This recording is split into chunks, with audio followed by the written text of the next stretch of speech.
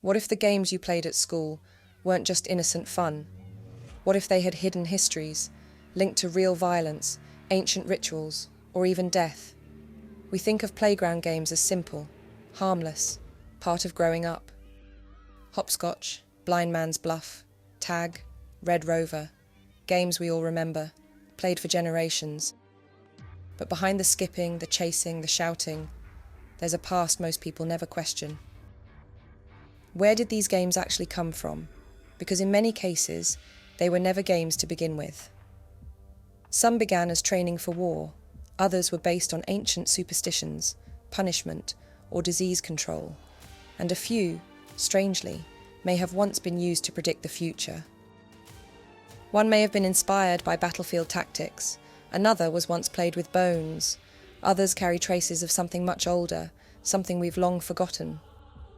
In this video, we're uncovering the real and sinister origins of playground games. Their history is older than you think, and in some cases, far darker than you'd ever imagine. So stay with me, because by the end of this video, you'll never see the playground the same way again. Welcome back, Darklings. Let's start our journey with Red Rover, one of the most physically aggressive playground games ever invented. In Red Rover, two teams stand in parallel lines holding hands to form human chains. One side calls out, Red Rover, send Edgar right over." The chosen child runs full speed toward the opposing line, trying to break through the clasped arms. If they succeed, they drag someone back to their side. If they fail, they're caught. It's simple, but brutal, and it might be far older and darker than anyone realizes. Some say the game began during the time of Viking invasions. The theory goes that children, watching adults build defences and brace for raids, began mimicking what they saw, turning danger into play, pretending to taunt the rovers, a Norwegian word for pirates or raiders, by daring them to come over and break through. And it fits. Red Rover is all about smashing through human barriers. It's rough, violent, the kind of game that feels more like a siege than playtime.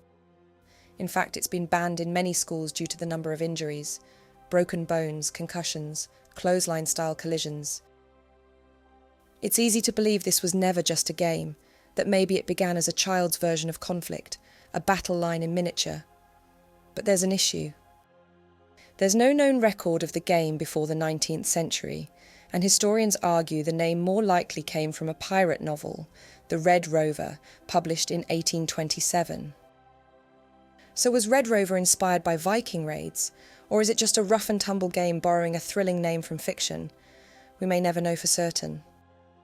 But one thing's clear, whatever its origin, Red Rover is not your average childhood pastime. And just maybe, it's a memory of something much older than we realise. What if one of the most familiar playground games actually began as the perfect excuse to get handsy, without consequence? Today, Blind Man's Bluff seems like harmless fun. One player is blindfolded, spun around, and must catch another by touch alone. But this wasn't always a game for children. In fact, its earliest versions were decidedly adult. In ancient Greece, a similar game was nicknamed Copper Mosquito, and in Tang Dynasty China, it was played by Emperor Xuanzong, along with his concubines. Yes, emperors and lovers blindfolded, reaching out in the dark. It wasn't just a game, it was foreplay. By the Tudor era, it had reached the court of Henry VIII, where nobles played it during courtly festivities. In some versions, you even had to guess who you'd caught based on how they felt. A perfect game for a night of naughty fun. By the Victorian era, Blind Man's Bluff had become a staple of parlour games. Adults and children played it together, but even in that prudish age, it offered the perfect excuse to touch your love interest. But not all games ended well. A 19th century account tells of sailors playing the game on deck and a blindfolded man stumbling overboard, lost to the sea. A tragic end to a game that was never really about innocent fun. What if one of the most innocent playground games was originally designed for soldiers? Hopscotch is simple, a chalked grid on the ground, a tossed marker, and a careful one-footed journey through numbered squares. But according to one popular theory, It began on ancient Roman military training grounds. Some say soldiers laid out 100-foot-long courses to practice balance and coordination, hopping in full armour to improve footwork. Children, watching from the sidelines, began copying them, and over time their mimicry became a game. It's a compelling image, grids of movement, discipline and control passed down from empire to schoolyard, but despite the legend, there's no surviving Roman text or archaeological evidence to confirm it. The first recorded references to hopscotch in the English-speaking world appear in the late 17th century under names like Scotch hop or Scotch hoppers. A manuscript book of games, compiled in 1635, describes the game clearly, and by 1677, an almanac mentions boys playing at Scotch hoppers in the streets.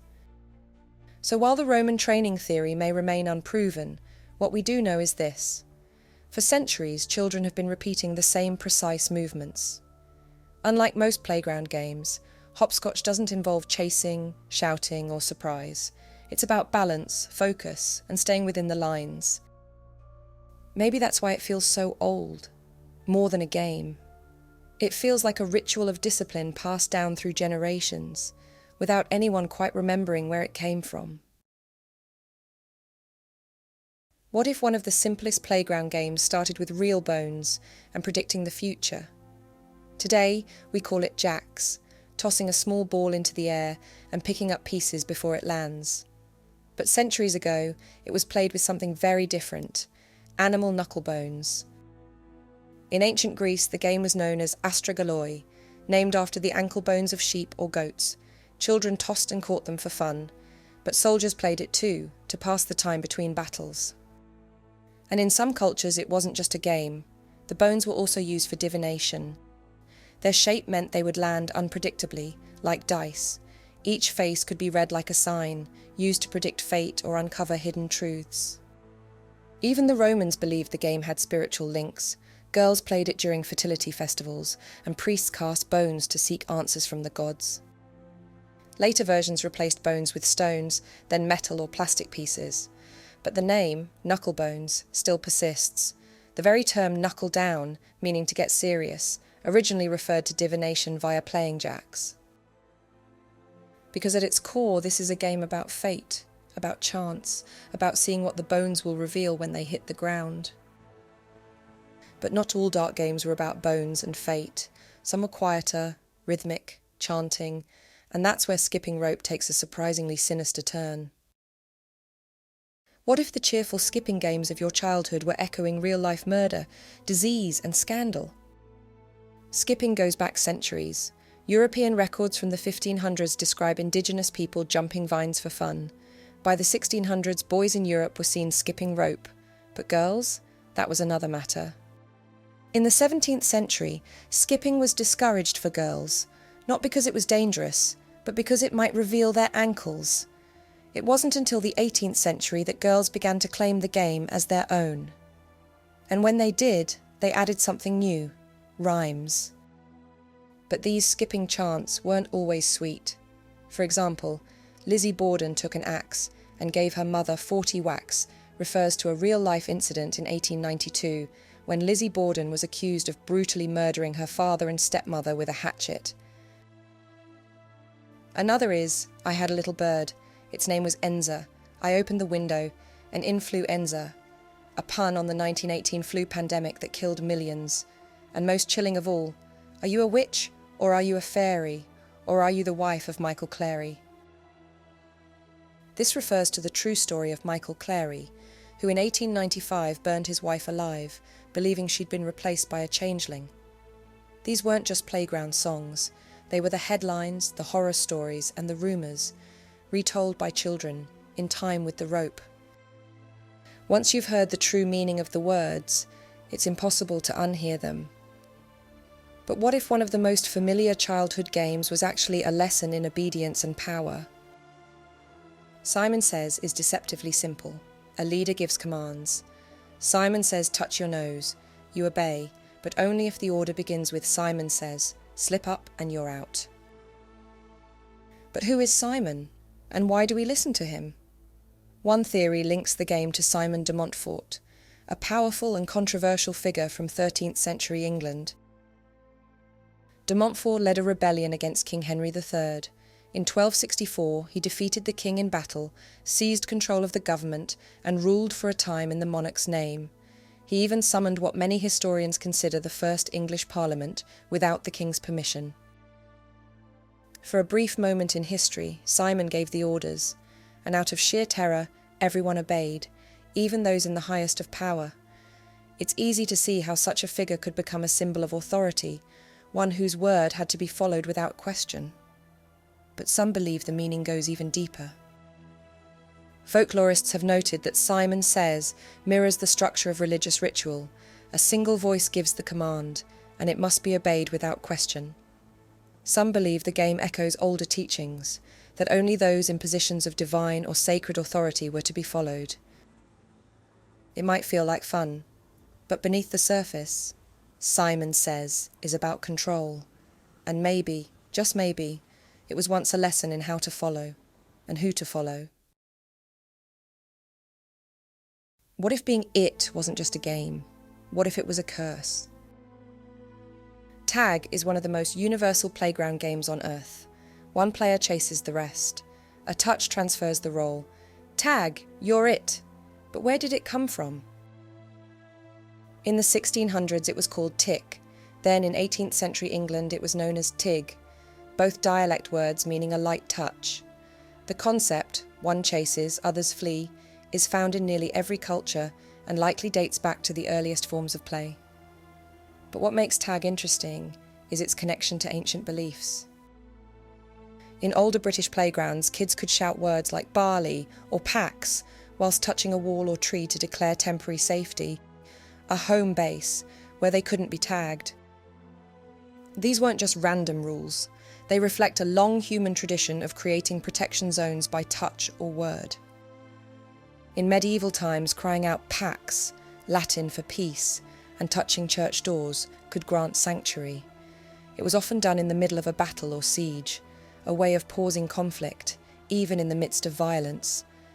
Tag preserves that same instinct. Even earlier, trees were believed to hold protective spirits. Touching one might shield you from harm, which is why, even to this day, we touch wood to bring good luck. And being it, that hasn't always been harmless.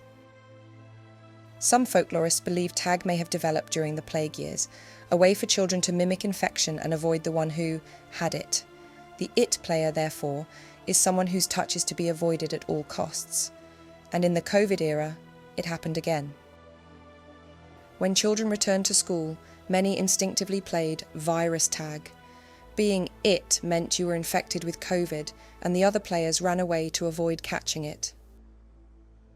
So maybe tag isn't just about chasing, maybe it's a game about fear, and the desperate instinct to stay untouched. But if you thought playground games were strange, wait until you hear where our favourite board games came from. Click here to watch the dark origins of classic board games. You'll never look at Monopoly, Trivial Pursuit, or Snakes and Ladders the same way again. See you in a future video.